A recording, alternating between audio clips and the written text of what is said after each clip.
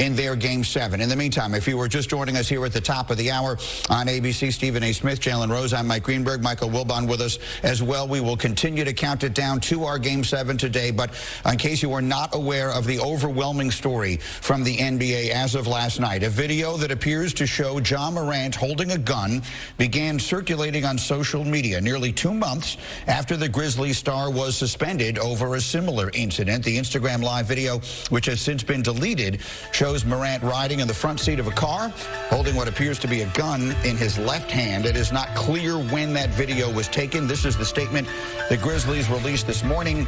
You see it there. We are aware of the social media video involving Ja Morant. He is suspended from all team activities pending league review. We have no further comment at this time. Adrian Wojnarowski earlier this morning shared further information, including the possibility that Morant could be facing a lengthy suspension from the NBA after an investigation has been completed. We thought it appropriate that everybody would get to react to this once today. Stephen A., I will start with you. It's really hard to put this into words, but I'm going to try. As you know, I'm a Knicks fan, and we've talked about R.J. Barrett. Between Zion Williamson's body and Ja Morant's stupidity, R.J. Barrett might end up being the best pick. You know, when you look at some of the things that has transpired, Ja Morant has already been suspended for 8 games, cost himself forfeited over $600,000. You know what the biggest issue here is? It's self-inflicted. It was his Instagram post that exposed the initial situation with him holding a gun that got him suspended. Now, with this latest video, it's somebody that he's with deciding to go on Instagram Live. This is not TMZ or somebody finding out something and digging it from. It's self-inflicted. And I'm just imagining, because I remember speaking to Draymond Green on this podcast earlier this year, and one of the things he raved about when he talked about Ja Morant, he said Ja Morant is one of the most intelligent players in the game and one of the most intelligent athletes you will ever find. So if we want to eradicate the word stupidity, then we have to go to something deeper. There's got to be a problem here. Now, whether it's with the company you keep or other things that you're doing that lead to you making these foolish, idiotic decisions, there is no question. There's a problem somewhere. There's a problem somewhere. And ultimately, it comes back to Ja Morant because he is not a child. He is a young man.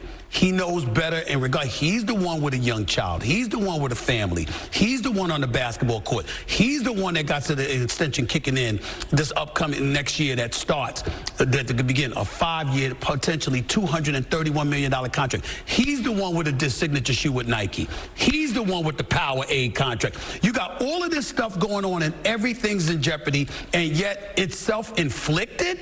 To me, obviously, the NBA is likely going to step in. They're not going to leave it just up to the Memphis Grizzlies. They've got to make a statement here to protect their brand. I expect a double-digit game suspension, a lengthy suspension for Ja Morant to begin next season, and there isn't a single damn one of us that can say he doesn't deserve it based on this nonsense. I'll remind everyone that after the previous incident, Jalen Rose had the opportunity to sit down with Ja Morant in the first interview that Morant did after meeting with the commissioner and all the rest of that. And so with that perspective in mind and the fact that you have had a chance to talk to him, Jalen, what were your thoughts when you saw that video now? It's really unfortunate. And the one thing we learn as athletes, in particular those that are fortunate enough to make it to the professional ranks, is that we're required to be role models.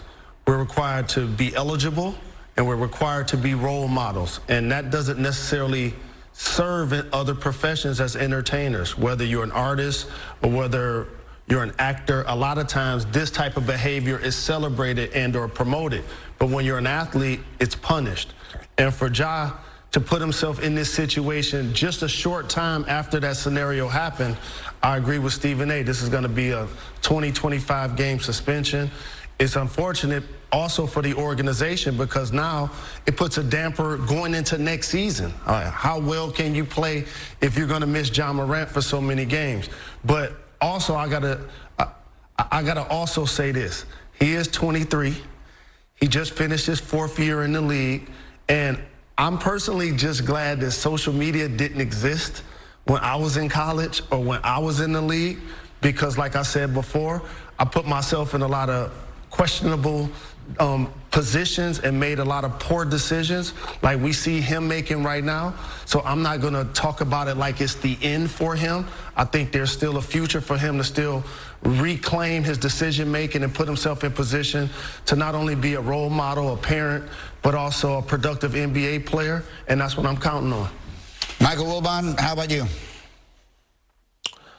It's interesting to hear Jalen say that with a unique perspective, obviously. I was just communicating with someone who has been involved in the security profession in sports and a lot in the NBA for decades. And what he said to me just now was that until Ja surrounds himself with different people who have that sense of responsibility and discipline, this is going to be the norm. And so when I hear Jalen say that this is not the end, it doesn't have to be. But this is up to Ja. This is up to him. He's old enough now he is not the normal 23 or 24-year-old. He's not, because he's got all these things that Stephen A. outlined. There are people who could be around him who are going to have to help lead him out of this. I mean, we hear about 4 or 5 days or 8 days or whatever in some facility in Florida. That's a joke. That's PR. And so you can try to PR your way out of this through other social media forms and all of that. The question is he going to do the work that is required of himself to get out of this and for this not to be the end? Because what's going to happen now? Nike going to pull that shoe? Is Powerade going to pull that drink? I know in my house, I told Matthew, you can't have the shoe. I'm not buying that shoe. You're not buying that shoe. Our money as a family is not going toward that. And so I'm not the only one who's going to feel that way. And by the way, I am fascinated with Ja Morant. Ja Morant, he's so smart. We talk about intelligence.